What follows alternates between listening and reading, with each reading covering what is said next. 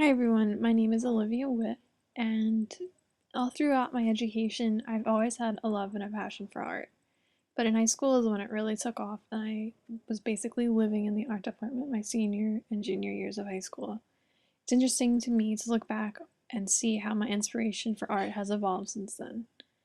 So, given assignments I've had in high school, I basically twisted my subjects into things that I really liked at the time or that sparked my inspiration.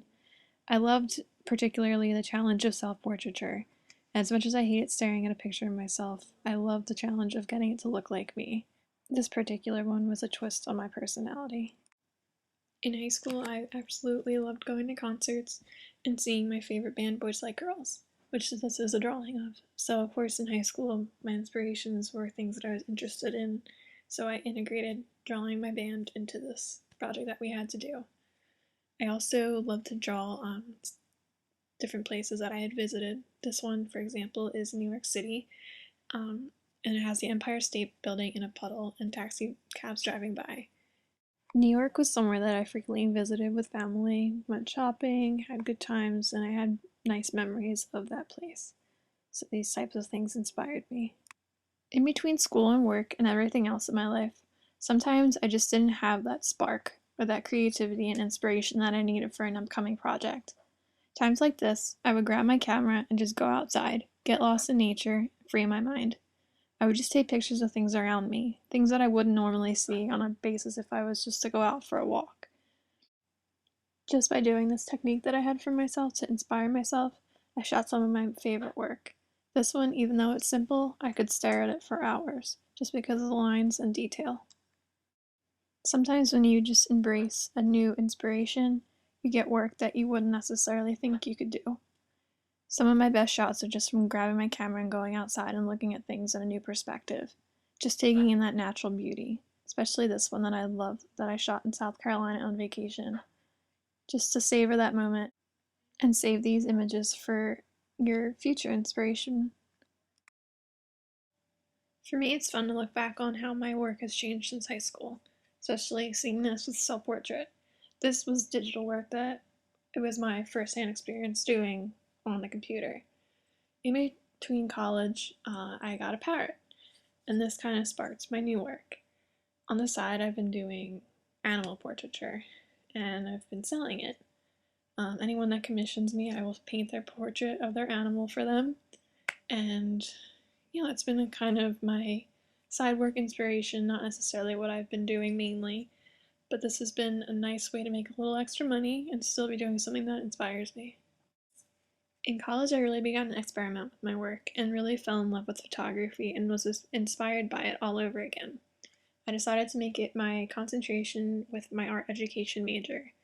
I fell in love with low light photography, being inspired by different artists that I came across, and I really wanted to integrate it in my own work. The recent project I had worked on was a low light series of my dog Waldo. I had a bunch of pictures of just him, but then started dressing him up in glasses and hats and had a little bit of fun with it.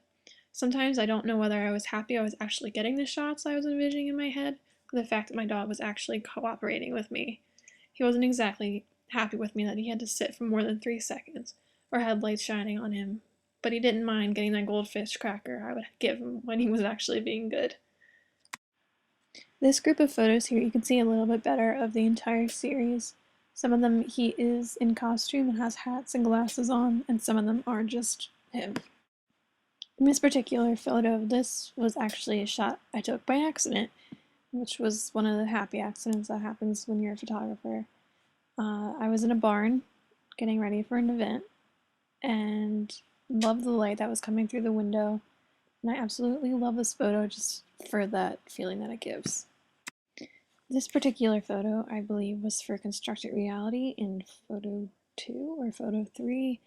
It was snowing one night, and I took that opportunity to have this shadowy figure standing in the middle of the road. Gregory Crewdeson's work kind of inspired me here.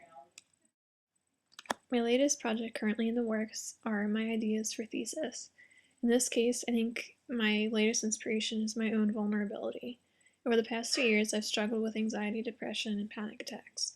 I wanted to integrate anxiety into my latest project and have people thoroughly understand what I and millions of other people struggle with on a daily basis. I want this to be a my point of view type of project, to let my audience into my head, my life, and share what anxiety really is, and not necessarily what they think it might be. This first potential series is inspired by my love for the Humans in New York photo series.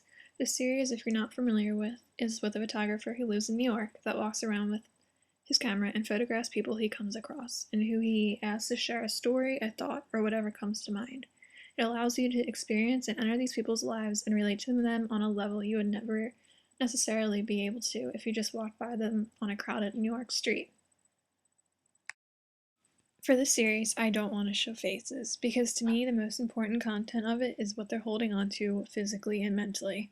I want them to write how anxiety makes them feel, to allow people into their life and to understand and not just assume. Sometimes I feel as if people who don't suffer with mental illness don't understand it and are quick to assume that we're overreacting.